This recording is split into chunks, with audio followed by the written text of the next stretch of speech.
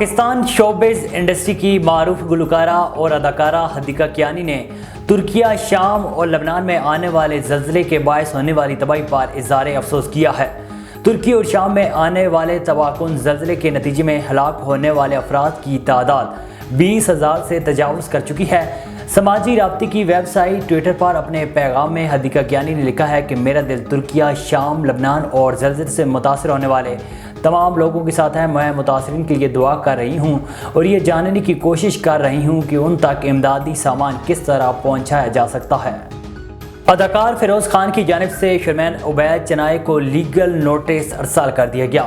Notice میں کہا گیا ہے کہ شرمین عبید الزامات لگانے پر تحریری معافی مانگے، بصورت دیگر 70 ملین ہرجانہ ادا کیا جائے گا۔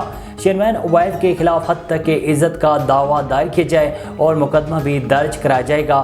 نوٹس میں کہا گیا ہے کہ آپ کی جانب سے فیروز خان کے خلاف سائبر ہراسمنٹ پر مبنی مہم چلائی گئی۔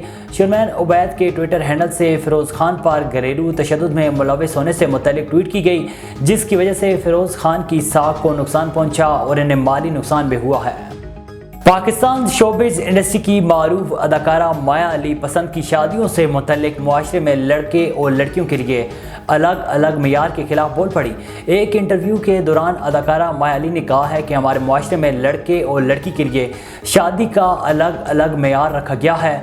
لڑکی سے کم از کم شادی سے پہلے پوچھ تو لینا چاہیے، اس کی اجازت تو ہمارا مذہب ہی دیتا ہے۔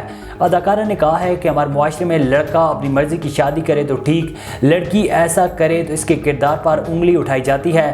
مایا علی نے مزید کہا ہے کہ ہمارے ہاں لڑکی کو لباس پر بھی تنقید کا نشانہ بنایا جاتا ہے۔ کہا جاتا ہے کہ جینز نہیں پہننی۔ کیا کبھی لڑکے کو بھی کہا گیا ہے کہ راہ چلتی لڑکی کو گھورنا نہیں؟